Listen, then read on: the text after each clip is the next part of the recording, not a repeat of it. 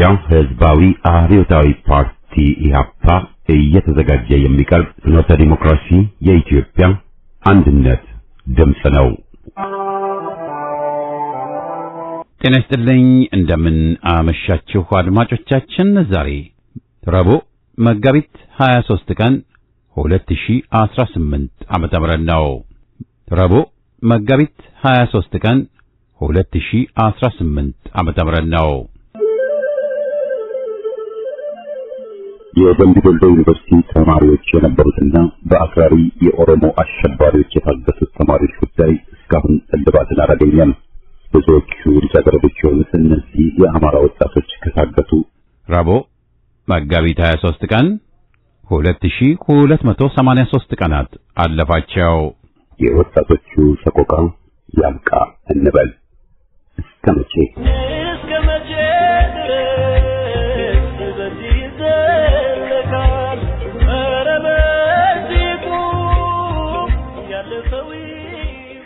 በየሳምንቱ ረቡዕ የሚቀርበው ከፋኖች አንደበት ፕሮግራማችን ይቀርባል።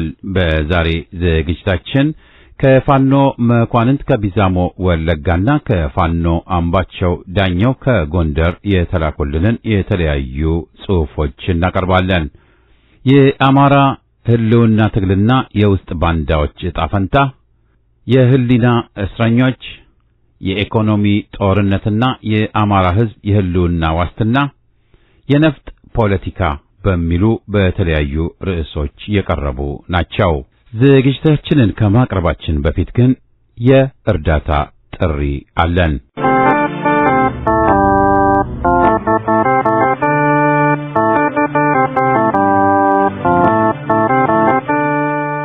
ይድረስ ለአገር ወዳድና ለአገራችን የቁርጥ ቀን ልጆች በሙሉ። ጉዳዩ አገራችን ከገባችበት ፖለቲካዊ፣ ማህበራዊና ኢኮኖሚያዊ ቀውስ ትወጣ ዘንድ ድርጅታችን ኢህአፓ የሁሉንም አገር ወዳድ ዜጋ ሙሉ ትብብርና የገንዘብ ድጋፍ ይፈልጋል። ወገኖቻችን ሆይ፣ አገር ማዳንን ተከትሎ የትግላችን አልፋና ኦሜጋ ወያኔ የተከለውንና ኮሎኔል አብይ የሚመራውን የጎሳ ፌዴሬሽን አስወግዶ በምትኩ ብሔራዊና ዴሞክራሲያዊ መንግስት በኢትዮጵያ ማቋቋም ብቻ ነው ብሎ ኢህአፓ ያምናል። ኢህአፓ ትግሉን የቀጠለው በዚህ መንፈስ ሲሆን ዛሬም ሁሉም ዜጋ በሕግ ፊት እኩል የሚሆንባትን የሕግ የበላይነት የተከበረባትንና እኩልነትን መሰረት ያደረገ የዜጎች አንድነት እውን የሆነባትን ኢትዮጵያ ለመገንባት ነው። ኢህአፓ ላለፉት 53 ዓመታት ነጻነት ለእናት አገራችን ኢትዮጵያ፣ ፍትህ ለሕዝባችንና እኩልነት ለሁላችን ብሎ ሲታገል ከአባላቱና ከወገኑ ውጭ ሌላ የውጭ እርዳታ ተቀብሎ አያውቅም። ይህ ደግሞ ድርጅቱ ነጻነቱን ጠብቆና ማንነቱን አስከብሮ እንዲኖር ረድቶታል። ስለሆነም የውጭ ኃይሎች ሳይሆን ራሱ በፈለገውና በፈቀደው መርህ በዘር፣ በሃይማኖት፣ በጾታና በጎጥ ሳንከፋፈል አንድ ሁኖና ተዋህዶ ኢህአፓንን ብሎና ሁላችንም ኢትዮጵያውያን ነን ብሎ ለመታገል አስችሎታል። ስለዚህም ዛሬም እንደገና 50 ሎሚ ለአንድ ሰው ሸክሙ ለ50 ሰው ግን ጌጥ ነው በሚል መርህ ሙሉ ድጋፍና እርዳታ ከናንተ ይጠይቃል። ከምስጋና ጋር የኢትዮጵያ ሕዝባዊ አብዮታዊ ፓርቲ ኢህአፓ።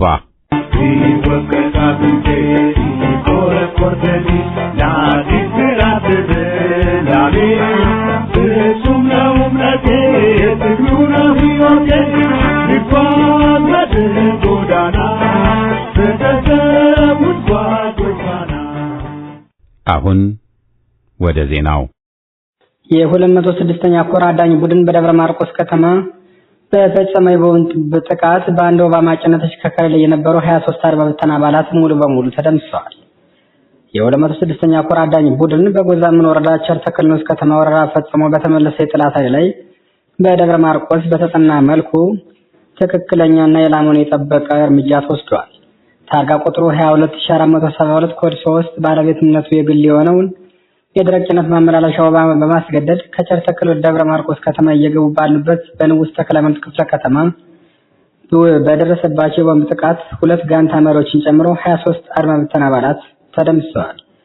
የጥላትን መውጫ መግቢያ በቦምብ አጥረው እያዩት የሚገኙት አዳኞቹ የአማራ ፋኖች በተከታታይ በፈጸሙት የተሳካ ኦፕሬሽን ጥላት የሚመካባቸውን ካድሬዎችና ወታደራዊ አመራሮች እያስወገዱ ሲሆን በተሽከርካሪ የሚንቀሳቀሱ የብልጽግና ነዶዎችን በቦምብ አቃጥለዋል። የጥላትን ካድሬ ባናጠለ መልኩ ከመደምሰስ ባለፈ በአይነቱ ለየት ያለ ጥቃት መክፈት የሚያስችል አቅም መገንባቱን እንዲሁም የ206ኛ ኮር አዳኝ ቡድን አስታውቋል። በጎዛምን ወረዳ የቦቅላ ቀኝ አቦ ቀበሌዎች በተፈጸመ የጀትና ድሮን ድብደባ 5 ንጹሃን ሲገደሉ 9 የሚደርሱ ከባድ ቁስለኛ ሆነዋል። ከሳምንታት በፊት በኮሎኔሉ የጎረቤት ሀገራት ባስፈራራበት YAK 130 ተዋጊ ጀት በጎዛምን ወረዳ በየቦቅላ ቀኝ አቦ አካባቢዎች የንጹሃንን መንደር በመደብደብ አገዛዛዊ የዘር ፍጅት አጠናክሮ ቀጥሏል። ከንጋቱ 11:30 ጀምሮ የድሮን አሰሳ ከጀመረ በኋላ ከረፋዱ 4:10 አካባቢ በአካባቢ ማህበረሰብ በቅድስት ድንግል ማርያም ስም ማህበር ሰይመው ጸበል የሚጠጡ 45 ምዕመናን ኢላማ ያደረገ ሲሆን በተደረገ ቅድመ መከላከል የተሰበሰቡ ማህበረተኞችን ከቦታው በፍጥነት በማስነሳት የድሮን ቦምቡ በተሰበሰቡ ቦታ ኢላማ አድርጎ ሲወድቅ የማህበረተኞችን ሕይወት መታደግ ተችሏል። ቀን 5 ሰዓት ገደማ እንዲሁ ተጨማሪ የድሮን ድብደባ በአካባቢ ቢደረግም ጉዳት ማድረስ ግን አልቻለም ነው የተባለው። የጋሻው መርሻ የተጠናከረ ጥቃት ይፈጸም ጥሪን የተቀበለው ኮሎኔሉ ከጧቱ 11:30 እስከ 10:45 የአርሶ አደሮችን መንደር በጀትና በድሮን ሲያጋይ ውሏል። የምርጫ ቅስቀሳ መድረክ በሚል በአገዛዙ ልሳን ABC የቀረቡት እነ ጋሻው መርሻ መንግስት አቅምን ተጠቅሞ ጽንፈኛውን አላጠፋም ባሉበት መሰረት በራሳቸው ህዝብ ላይ ለተጨማሪ ልቀት የአረመኔውን ስርዓት ሲጋብዙት ተመልክተናል ብለዋል።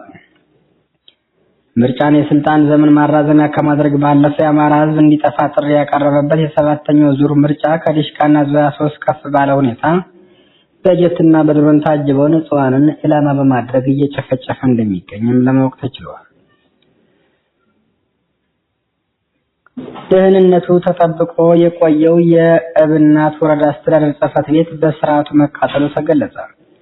የፋኖን ስም በማስጠፋት የፖለቲካ ትርፍ ለማግኘት መድከም የተሸናፊነት ምልክት ሲሆን በባለፈው ጊዜ አርበኛ ተሾመ አበባው የተቋማትን ደህንነት የጎበኘ የሚያሳይ መረጃ ይፋ ማድረጋቸው የሚታወስ ነው። ደህንነታቸው ተጠብቆ ከተጎበኙ ተቋማት ውስጥ አንዱ አስተዳደር ጽሕፈት ቤት ሲሆን በዛሬው ዕለት የስርዓቱ ነውረኝነት ፋኖ ጥላት ጋር ውጊያ ያደረገ ባለበት ቅጽበት የፋኖን ስም ያስጠፋልኛል ብሎ በማሰብ ወረዳ አስተዳደሩና በርካታ ታላላቅ ተቋማትን ሙሉ በሙሉ በሳት አውድሟል። የአማራ ሕዝብ ማጥፋት ሀብት ንብረቱን ማውደም ግብ አድርጎ የተነሳው ስርዓቱ ተቋሙን መጎብኘቱን ደህንነቱ እንዲጠበቅ ማድረጉ የተሸናፊነትና የበታችነት ስሜት ስለተሰማቸው አውድመዋል። ይህ ብቻ አይደለም። ጥላት የፋኖን ምት መቋቋም ሲያቅተው የዘፈቀደ የሞርተር ተኩስ በማድረግ ቤተክርስቲያን፣ የአርሶ አደር መኖሪያ ቤት፣ የቁም እንስሳትና ከብት እረኞችን ገድለዋል። በእርግጥ የስርዓቱ ጥላቻ የአማራን ሕዝብ ከምድረ ገጽ ማጥፋት እንደሆነ የሚፈጽማቸው ዘግናኝ ድርጊቶችን ማየት ብቻ በቂ ነው ሲሉም የአካባቢው የፋኖ አመራሮች ጠቁመውናል። በምስራቅ አማራ ቀጠና ከለላ ወረዳ የምርጫ ቁሳቁስ ይዞ ሲንቀሳቀስ የነበረው ጥላት እርምጃ ተወሰደበት። በተወሰደው እርምጃም ከ34 በላይ የሚሆኑት ሙትና ቁስለኛ ተደርገዋል። የብልጽግናውን ጨፍጫፊ ስርዓት ምርጫ በሚል ስም ህጋዊነትን ለማግኘት ወዳም ካድሬዎችን ከፊት አሰልፎ በሚደረገው እኩይ ድርጊት ላይ የአማራ ፋኖ ብሔራዊ ንቅናቄ ጥብቅ እርምጃ መውሰዱን አጠናክሮ ቀጥሏል። ከሰዓት በኋላ ጀምሮ እስከ መጋቢት 22 አጥቢያ ሌሊት ድረስ በ3 ግንባሮች በተደረገ ተጋድሎ ነው የጥላት አከርካሪ መስፈር የተቻለው። በምርጫ ስም ለብልጽግና ዳግም ህጋዊነት ለማሰጠት የአማራን ህዝብ እልቂት ለማራዘም የተቋቋመው የካድሬዎች ወታደሮች ግብረ ኃይል መጋቢት 21 ቀን ከእኩለ ቀን በኋላ በመካናይዝድ ጦር ሽፋን ታግዞ ወደ ሻፊ እየገባ እንዳለ እርምጃ ተወስዶበታል። በክፍለ ጦሩ ስር የአንደኛ ሸዋን ግዘው ሬጅመንት አባላት በወሰዱት ድንገተኛ ጥቃት በርካቶችን ሙትና ቁስለኛ በማድረግ የምርጫ ቁሳቁስን ማውደም ተችሏል። የባንዳውና ቅጥረኛው ሰሞኑን ለአገዛዙ እጁን የሰጠው ፍቅሩ ሙልዬ ወደ ብልጽግና መግባቱን ተከትሎ የሚኒልክ ዕዝ አመራሮችን ስልክ ቁጥር በሚያውቀው መንገድ እያስደወለ መሆኑ ተገልጿል። ለብልጽግና ጀነራል ተብዬዎቹ እና ካድሬዎቹ መረጃ እሰጣለሁ በሚል ለበርካታ የአማራ ፋኖ አመራሮች ስልክ በቀጥታ እየደወለ መረጃ እየተቀበለ መሆኑ ተደርሶበታል። ተያይዞም ሌሎች የብልጽግና ካድሬዎች ጀነራሎችም ወደ ፋኖ ከፍተኛ አመራሮች ስልክ በመደወል ድምጽ ሊቀርጹና በሚፈልጉት መንገድ ቆራርጠው ገጣጥመው የተለመደ የሐሰት ፕሮፓጋንዳቸውን ሊነዙ ስለሚችሉ ከወዲሁ ጥንቃቄ መደረግ እንዳለበት ተነግሯል። በአገር ውስጥ ስልክ ቁጥር፣ ዋትስአፕ እና ሌሎች አፕሊኬሽኖችን የምትጠቀሙ ጓዶችም ቁጥር መቀየርና ሌሎችም ጥንቃቄዎች ማድረግ እንደሚገባ መልእክት ተላልፏል። በተያያዘ አስቸኳይ የደህንነት ማሳሰቢያ ለሁሉም የፋኖ አመራሮችና አባላት በጦርነት ታሪክ ውስጥ ትልቁ አደጋ ከጠላት ፊት ለፊት የሚሰነዘር ጥቃት ሳይሆን ከውስጥ የወጡ ሚስጥሮች የሚፈጥሩት ቀዳሚ ጥቃት ነው ብለዋል።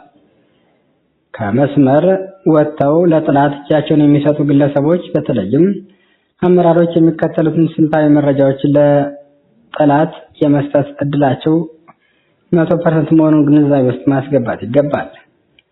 የወደፊት እቅዶች፣ የድርጅት ሚስጥሮችና የውጊያ ስልቶች፣ የመሬት ላይ እንቅስቃሴዎች፣ የመደበቂያ ቦታዎች፣ የሰራዊት መተላለፊያ መስመሮችና የከተማ ውስጥ አባላት የኮድ ስሞች፣ የፋይናንስ ምንጮች፣ የገቢ ማሰባሰቢያ ስልቶችና ደጋፊዎች፣ የአመራር ሚስጥሮች፣ የዋና ዋና አዋጊዎች ስልክ ቁጥር፣ የግል ድክመቶችና የመንቀሳቀሻ ሽፋን፣ ተጋላጭነት፣ ሊመለመሉ የሚችሉ አባላት ማንነትን፣ ድክመታቸውን የሚገልጹ መረጃዎች በሙሉ በጥንቃቄ ሊታዩና ከወዲሁ ቅድመ ዝግጅት ሊደረግባቸው እንደሚገባም ተጠቁመዋል።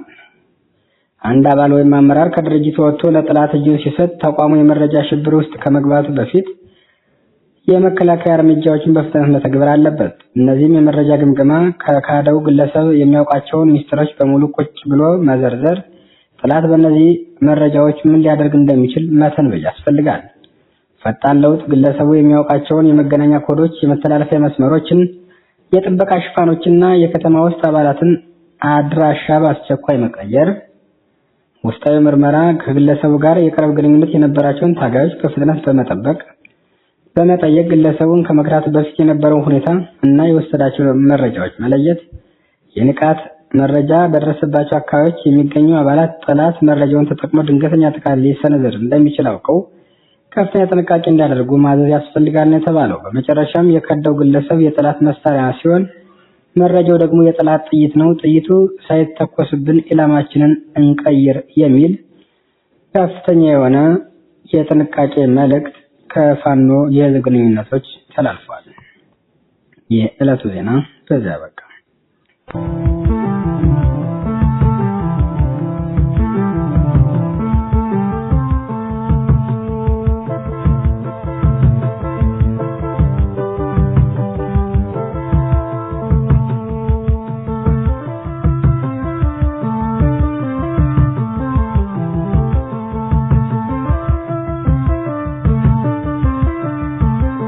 ከፋኖዎች አንደበት። ይህ ፕሮግራም ዘወትር ረቡዕ በቀጥታ ከፋኖ የሚመጡ መልእክቶችን የምናስተናግድበት መድረክ ነው። ፕሮግራሙ የተመሰረተበት አብይ ምክንያትም ፍኖተ ዲሞክራሲ የኢትዮጵያ አንድነት ድምፅ ለሀገራችን አንድነትና ሉዓላዊነት፣ ለሕዝብ እኩልነት፣ ለፍትህና ለዲሞክራሲ ብሎ ለሚታገለው የአማራ ፋኖ ወገንተኝነታችንን በተግባር ለመግለጽ ነው። ይህ ፕሮግራም ከፋኖዎች የሚደርሱንን መልእክቶች የምናስተላልፍበት መድረክ ሲሆን የጽሑፉ ባለቤቶች ተሳታፊዎቹና ጽሑፍ አቅራቢዎቹ ናቸው። ፍኖተ ዲሞክራሲ የኢትዮጵያ አንድነት ድምፅ ምንጊዜም ቢሆን ለእኩልነት፣ ለዲሞክራሲ፣ ለፍትህና ለነጻነት ብለው ከሚታገሉ ኢትዮጵያውያን ጋር ሁሉ አብሮ ይቆማል።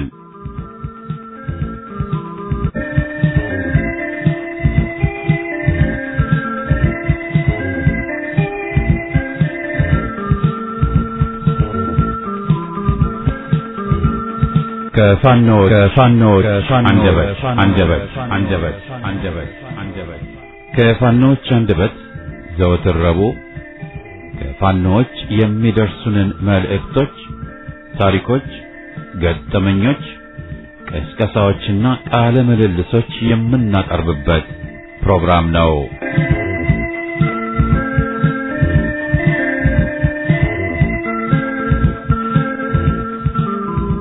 የማይታጠፈው የአማራ የነጻነት ጉዞና የህዝባዊነት ኃይል በአማራ ህዝብ ታሪክ ውስጥ እንደዛሬው የታፈነ ቁጭትና እንደዛሬው የጠነከረ የአንድነት የታየበት ጊዜ የለም። ጠላት አማራን ለማጥፋት የዘረጋው መዋቅር ዛሬ በገዛ እጁ ላይ እየፈራረሰበት ያለው አማራው ትግሉን ከጥቂት ስብስብ አውጥቶ ወደ ሙሉ ህዝባዊ ንቅናቄ በመቀየሩ ነው። ዛሬ ፋኖ ማለት በጫካ ያለ ታጣቂ ብቻ ሳይሆን ፋኖ ማለት ልጁን ለትግል የላከው ገበሬ፣ መረጃ የሚያቀብለው የከተማ ወጣት፣ ለታጋዩ ስንቅ የምታዘጋጀው እናት፣ ግፍን የተጸየፈው ምሁር ሁሉ ነው። ይህ ህዝባዊነት ባህሪ ደግሞ ትግሉን ለማንኛውም ምድራዊ ኃይል የማይበገርና የማይገታ ያደርገዋል። ጠላት አሁንም ድረስ የሚያታልለው አማራን በቁሳቁስና በከባድ መሳሪያ ብልጫ አሸንፋለሁ ብሎ በማሰቡ ነው። ነገር ግን የሰው ልጅ ለክብሩና ለህልውናው ሲቆርጥ ሞትን እንደ ሰርግ ድግስ ሲቆጥረው የትኛውም የታጠቀ ሰራዊት ሊያቆመው አይችልም። ዛሬ አማራው የደረሰበት የፖለቲካ ንቃት ከሞት በኋላ ህይወት የለም ሳይሆን ያለ ነጻነት ህይወት ትርጉም የላትም የሚል ነው። ይህ የሞራልና ደግሞ በትግሉ ሜዳ ላይ ለሚታየው ተአምራዊ ድል ዋነኛ እንቀሳቃሽ ሞተር ነው። አሁን ባለው ነባራዊ ሁኔታ ጠላት በከተሞች ውስጥ ምሽግ ሰርቶ ህዝቡን በስላላና በካድሪ በማሰር ትግሉን ለመገደብ ቢሞክርም የከተማው ወጣትና ነዋሪ ግን የትግሉ አይንና ጆሮ በመሆን የጠላትን እንቅስቃሴ ማኮላሸት ይኖርበታል። በከተሞች የሚወሰዱ ስልታዊ እርምጃዎች የጠላትን የጀርባ አጥንት የሚሰብሩና የጸጥታ መዋቅሩን ተስፋ የሚያስቆርጡ መሆን አለባቸው። አማራው ዛሬ ላይ ቆመው ለማንም በማይደፈርና ለማንም በማያጎበድድ የነጻነት መስመር ላይ ነው። የምንታገለው ለጥገናዊ ለውጥ፣ ለጊዜያዊ ጥቅማ ጥቅም አይደለም። አማራው ላለፉት ዓመታት የደረሰበት ስልታዊ ጭቆናና የማፈናቀልና የዘር ማጥፋት ወንጀል ዳግም እንዳይመለስ አድርጎ የሚቀብር አዲስ ታሪክ ለመጻፍ ነው። ይህ ትግል የትውልድ ዕዳን የመክፈል ትግል ነው። አባቶቻችን አገሪቱን ከውጪ ወራሪ ጠብቀው እንዳቆዩልን ሁሉ እኛም ደግሞ ወገኑን እንደ ጥላት የሚያይ የአማራን ህልውና ከሚያሰጋ የውስጥ ወራሪ ነፃ የማውጣት ኃላፊነት አለበት።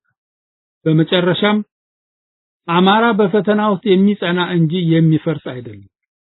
ጠላት በከፈተው የጦርነት እሳት ውስጥ ተፈትነን ወርቅ ሆነን እንወጣለን። በትግሉ ውስጥ የሚታዩ ጥቃቅን ልዩነቶችና የሐሳብ መለያየቶች ለጠላት ቀዳዳ መሆን የለባቸው። ትኩረታችን ሁሉ በጋራ ጠላታችን በህልውናችን ላይ ሊሆን ይገባል።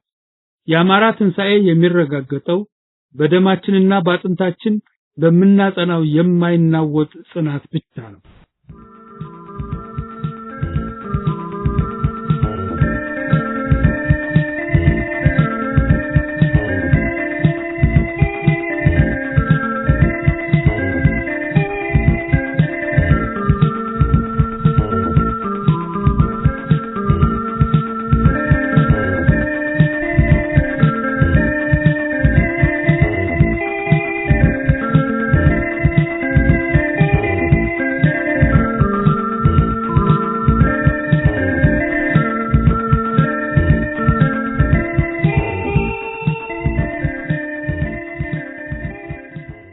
የነፍጥ ፖለቲካ በ21ኛው ክፍለ ዘመን ከንድፈ ሐሳብ እስከ ተጨባጭ እውነታ። በአሁኑ ወቅት የብልጽግና ፓርቲ አመራሮችና ካድሮች የተለያዩ መድረኮች በ21ኛው ክፍለ ዘመን በነፍጥ ስልጣን መያዝ አይቻልም፣ ታሪኩ አልፏል የሚል ድምዳሜ ሲያስተጋቡ ይሰማሉ። ይህ ንግግር በሰለጠነ ዓለምና በዳበረ የዲሞክራሲያዊ ስርዓት ውስጥ የሚኖረው ማህበረሰብ ሊስማማ ቢችልም በጦርነትና በፖለቲካ ቀውስ ውስጥ ለምትገኝ ሀገር ግን እውነታውን የሸፈነ ፕሮፓጋንዳ ነው። ታሪክና ወቅታዊ የዓለም ሁኔታ እንደሚያሳዩን ስልጣን በጠመንጃ ፈሙዝ የመቀየር ሂደት በታሪክ መዝገብ ብቻ ሳይሆን ተወስኖ አልቀረም። ይልቁንም ሰላማዊ ትግል አማራጮች ሲጠቡ፣ የመንግስት ግፍ ሲበረታ፣ ነፍጥ አሁንም ቢሆን የፖለቲካ ለውጥ ማምጫና ዋነኛ መሳሪያ ሆኖ እያገለገለ ይገኛል። በነፍጥ ስልጣን አያዝም የሚሉ የብልጽግና ሰዎች ንግግር የቅርብ ጊዜውን ዓለም ታሪክ በግልጽ የካደም። ባለፉት 2 አስርት ዓመታት ብቻ በተለያዩ አህጉራት የታጠቁ ኃይሎች አማካይነት የመንግስት ለውጥ ተካሂዷል። ለዚህም ዋነኛው ማሳያ የታሊባን ዳግም መነሳት ነው። ታሊባን በትጥቅ ትግል በመቆየት የዓለማችንን ሌላ ሀያል ሀገር አሜሪካና ኔቶ ያደራጁትን መንግስት በኃይል በመደምሰስ በ2021 እንደ አውሮፓውያን አቆጣጠር ካቡልን ተቆጣጥሮ ስልጣን ይዟል። በተመሳሳይ በምዕራብ አፍሪካ ሀገሮች ማሊ፣ ቡርኪና ፋሶ፣ ኒጀር እና ጊኒ በታጠቁ ወታደራዊ ኃይሎች አማካይነት ስልጣን ተቀይሮባቸዋል። በአሁኑ ሰዓትም ቢሆን በሱዳን በሚያንማርና በየመን ውስጥ ስልጣንን በኃይል ለመያዝ የሚደረጉ ጦርነቶች ነፍጥ አሁንም የፖለቲካው ማጠንጠኛ መሆኑን ያረጋግጣሉ። የአማራ ፋኖ ትግልም በዚህ የታሪክ አውድ የሚታይ እንጂ በባዶ ሜዳ የተነሳ አይደለም። ህዝቡ ከገጠመው የህልውና አደጋ የመነጨ ነፍጥን የመጨረሻ አማራጭ አድርጓል። ፋኖ ዛሬ በበረሃና በዱር በገደል እንዲዋጋ ያስገደዱት ምክንያቶች እጅግ አሳማኝና ፍትሃዊ ናቸው። ላለፉት ዓመታት በአማራ ህዝብ ላይ በተለያዩ የሀገሪቱ ክፍሎች የሚፈጸመው ግድያ፣ ማፈናቀል፣ ስልታዊ የዘር ማጥፋት መንግስታዊ ሽፋን እንደነበረው የቀድሞ የብልጽግና አመራሮች በአደባባይ የመሰከሩት ሀቅ ነው። የፍትህና ርትዕ ጊዜ ሲመጣ ለፍርድ እናቀርባቸዋለን። ፋኖ ነፍጥ እንዲያነሳ ያስገደደው ብዙ ምክንያቶች ቢኖሩም አንዳንዶቹን ግን መጥቀስ ግድ ነው። ህዝቡ በማንነቱ ምክንያት ብቻ ሲታረድ፣ መንግስት ነኝ ባዩ አካል ጥቃቱን ሲያስተባብር፣ ፋኖ የህዝቡን ደህንነት ለመጠበቅ ግድ ሆኖበታል።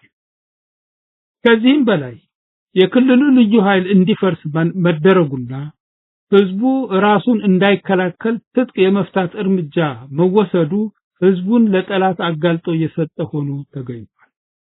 ሰላማዊ የትግል አማራጭ የሐሳብ ነጻነት በአገዛዙ ታጣቂ ኃይሎች ሲታፈኑ ትግሉ ወደ አማራጭ መንገድ መሸጋገሩ ተፈጥሯዊ ሂደት ነው።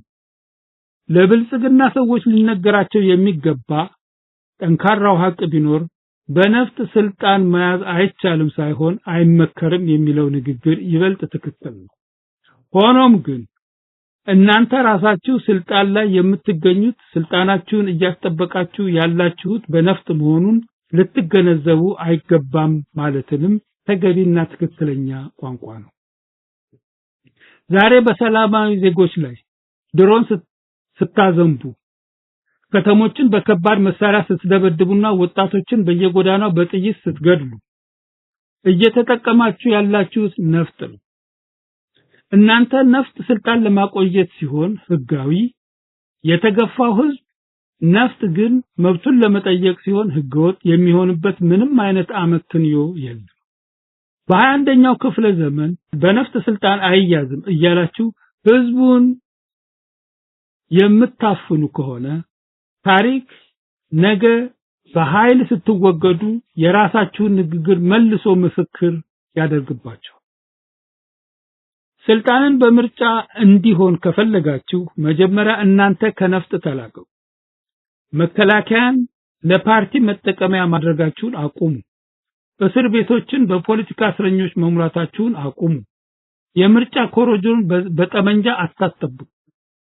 የነፍጥ ፖለቲካ መጥፎ መሆኑ ላይ መስማማት ቢቻልም ግፍና በደል በነገሰበት ስርዓት ውስጥ ግን ነፍጥ የነጻነት ብቸኛ በር መሆኑ አይቀሬ ነው። የብልጽግና ሰዎች ይህንን መፈክር ከመደጋገም ይልቅ ወደ ውስጣቸው ተመልክተው በግፍ በትራቸው ቢሰበሩ ይሻላል። ምክንያቱም ታሪክ እንደሚነግረን በነፍጥ የታፈነ ህዝብ የመጨረሻው ነፍጥ አንስቶ ነፃነቱን ማረጋገጥ ብቻ ነው። አማራው በነፍጡ የተቀማውን መብቱን ያስመልሳል።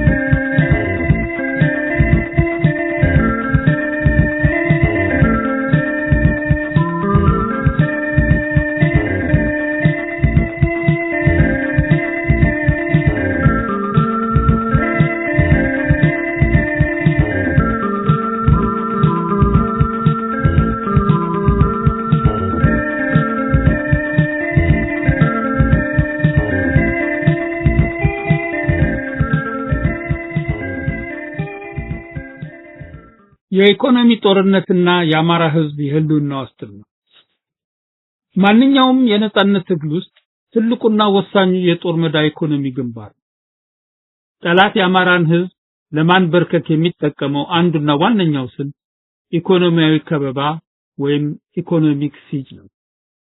በክልሉ ያለው ምርት ማደናቀፍ፣ የንግድ መስመሮችን መዝጋት፣ ገበሬው ምርቱን ለገበያ እንዳያቀርብ ማሰርና የህዝቡን የገቢ ምንጭ ማድረግ ጠላት አማራን በረሃብና በችግር ለመጠቅለል የሚከተለው ስልት ነው።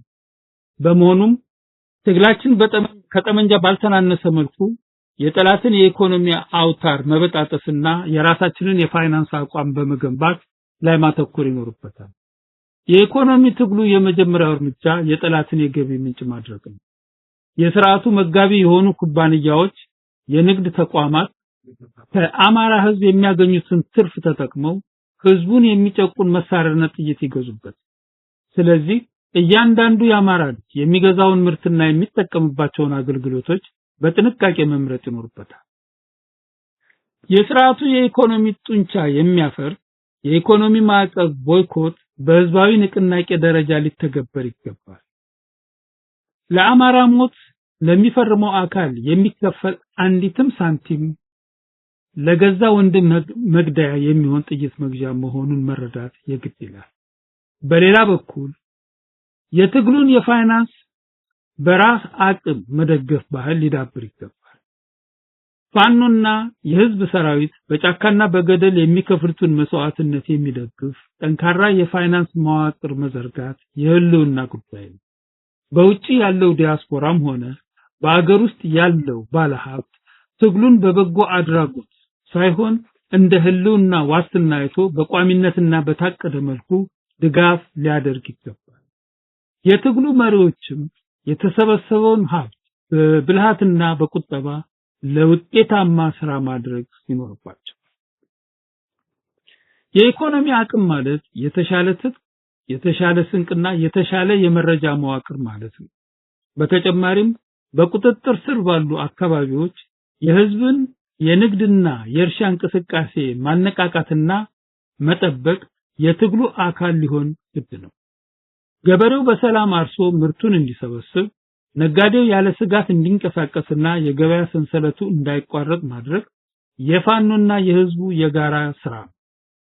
ጠላት ህዝቡን ለማስራብ የሚጠቀምበትን ስልት እኛ በምርታማነትና በጋራ መረዳዳት ልናከሽፈው ይገባል።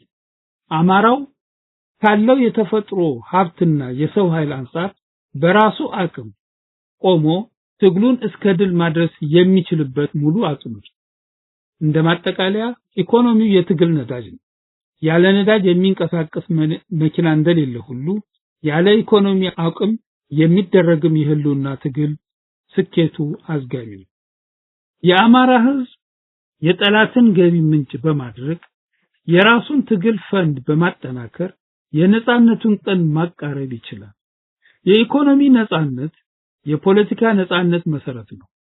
ድል የሚቀዳጀው ጠላቱን በጦር ሜዳ ብቻ ሳይሆን በኢኮኖሚው አንገት ያስደፋ ህዝብ።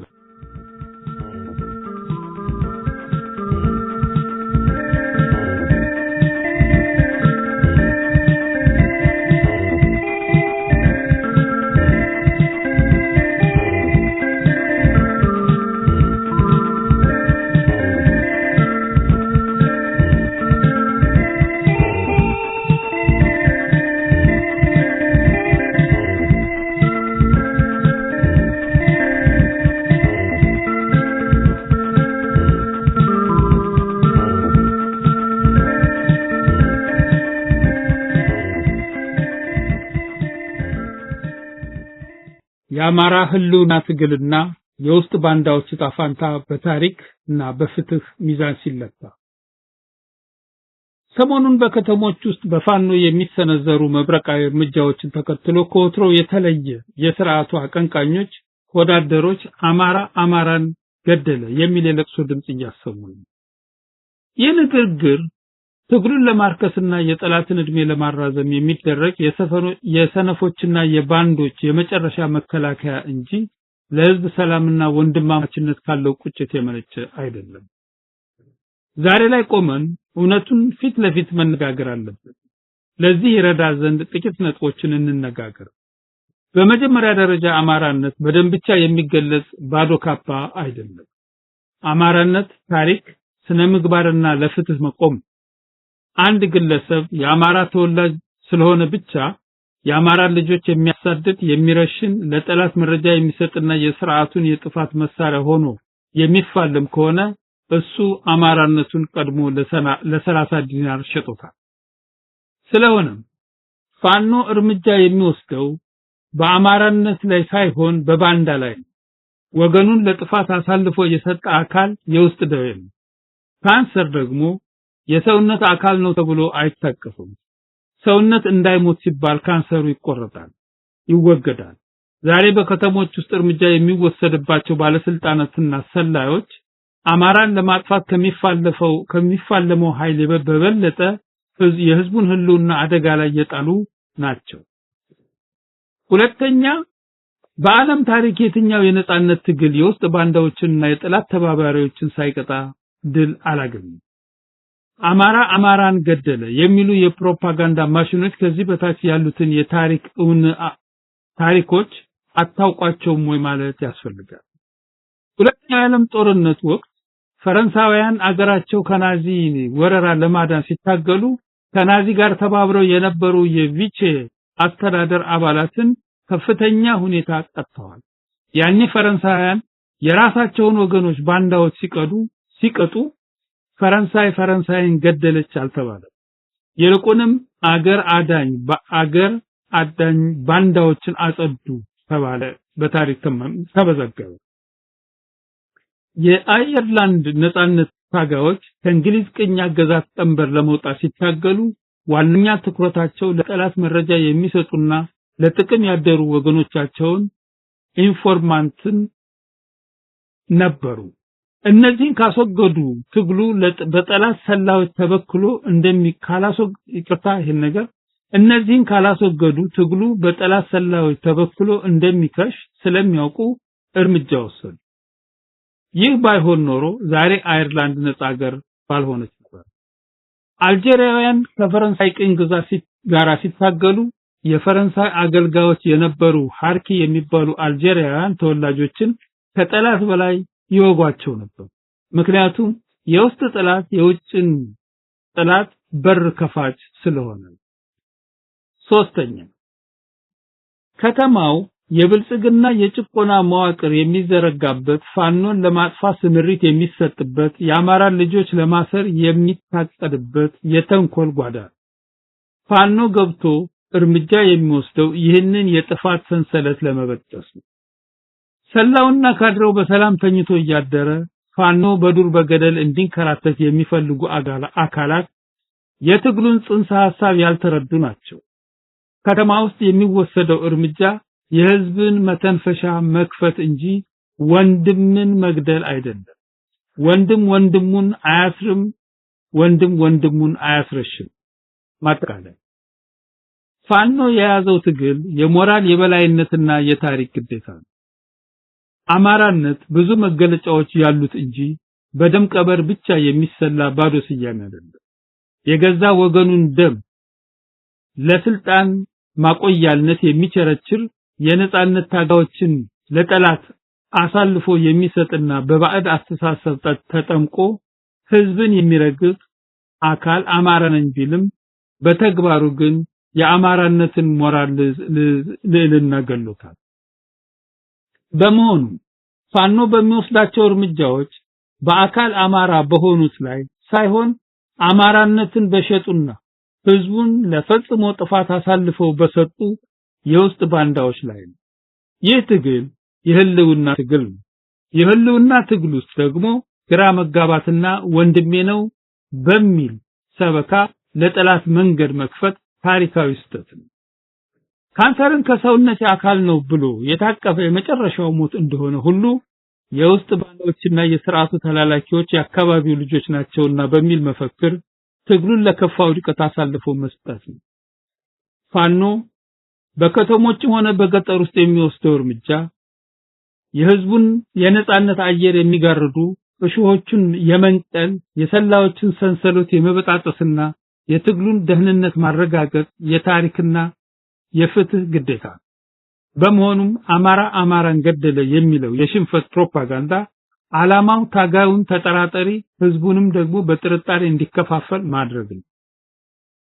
እውነተኛው አማራ ግን ለወገኑ ጋሻ ለጥላቱ መብረቅ ሆኖ ፋኖ መሆኑ ይታወቃል። የትግሉ ሰይፍ የባንዳና የከዳተኛ አንገት እየቀላ ካልሆነ በስተቀር ወደ ድል ማማ መውጣት አይቻልም።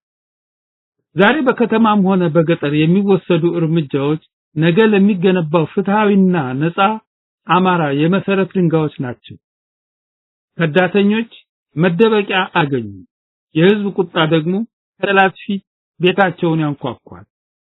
ወገኑን እየከዳ በአማራ ስም የሚነግድ ይህን ለሚፈልግ ሁሉ ማወቅ ያለበት አንድ ነገር አለ። የትግሉ ሰይፍ ባንዳንም አይምርም። ድል በክንዳችን፣ ፋኖነት መሰረታችን።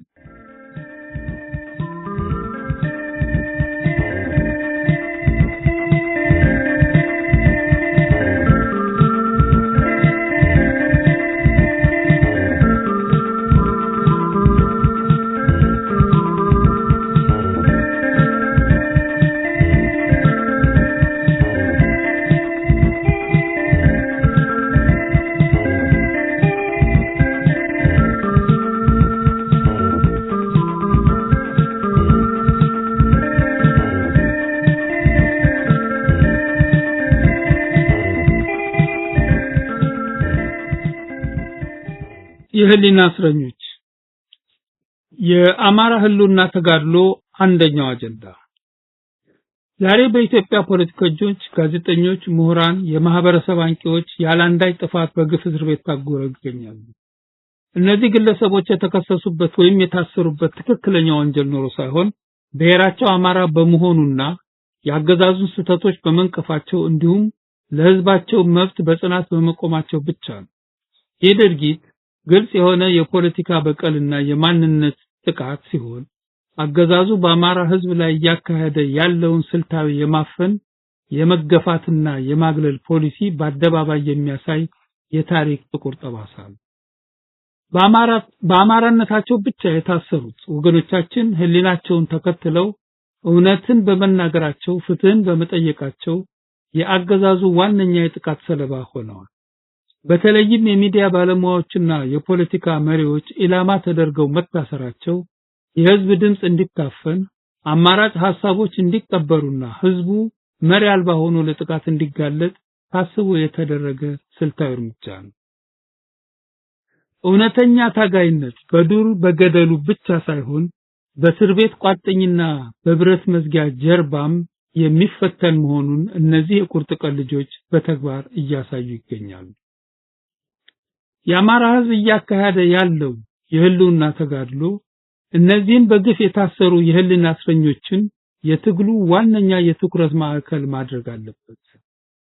ትግሉ በሜዳ ላይ ከሚደረገው እልህ አስጨራሽ እንቅስቃሴ ባሻገር በእስር ቤት ለሚማቀቁ ወገኖቻችን ብርቱ ድምጽ መሆንን ይጠይቃል። እነዚህ ጀግኖች የህግና የሞራል ድጋፍ መስጠት እንዲሁም በዓለም አቀፍ ደረጃ የሚደርስባቸውን ግፍና የሰብአዊ መብት ረገጣ ማጋለጥ የትግሉ የማይነጣጠል አካል ሊሆን ይገባል። የእነዚህ የህሊና እስረኞች መፈታት ለትግሉ ጥንካሬ፣ ለህዝቡ ሞራልና ለስኬቱ ወሳኝ በመሆኑ የትግሉ አቅጣጫዎችም ሲሰመር እነሱን የማስፈታት ዓላማም እንደ አንድ ግብ ሊቀርጹት ይገባል። በመሆኑ የህሊና እስረኞችን ነፃ ለማውጣት ትግሉ በዓለም አቀፍ የሰብአዊ መብት ተሟጋች ድርጅቶች፣ በሀያላን መንግስታትና በዓለም አቀፍ የሚዲያ ተቋማት ላይ ያላሰለሰ ግፊት በማድረግ የእነዚህን የህልና እስረኞች ጉዳይ የዓለም አጀንዳ እንዲሆንና ያለምንም ቅድመ ሁኔታ እንዲፈቱ ማድረግ ይኖርበታል። ከዚህ በተጨማሪ የታሰሩ ግለሰቦች ተገቢውን የህግ ድጋፍ እንዲያገኙ የደረሰባቸው በደል በሰነድ ተመዝግቦ እንዲያዝ ማድረግና በእስር ላይ ሆነውም ቢሆን የህዝባቸውን አጋርነት እንዲረዱ የሞራል ድጋፍ ማጠናከር ያስፈልጋል።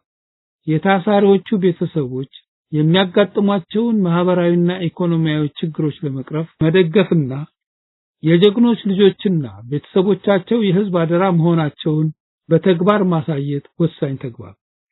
በመጨረሻም በሀገር ውስጥና በውጭ ሀገር የሚኖረው ህዝብ ስለ እስረኞቹ ሁኔታ ዝርዝር መረጃ እንዲኖረው የማስፈታት ንቅናቄ የተቀናጀና ተከታታይነት ያለው እንዲሆን ማስተባበር የህልውና ትግሉ የማይታለፍ ግዴታ ነው። በአጠቃላይ የህሊና እስረኞች ጉዳይ የአማራ ህዝብ የህልውና ትግል የሞራል ልዕልና መገለጫ ነው። እነዚህን ወገኖቻችንን ማስፈታት ለፍትህ ለእውነትና ለህዝባችን ክብር የሚደረግ ትግል ነው። እነሱ የህዝብን መከራና ጽናት የሚወክሉ ሐዋያን ምስክሮች በመሆናቸው ትግሉ እስካለ ድረስ የነሱም ድምጽ አይታፈንም። መስዋዕትነታቸውም በከንቱ አይቀርም። እውነተኛ ጀግኖች በእስር ቤትም ነፃ ናቸው። የነሱ መፈታት የድላችን መጀመሪያው ነው።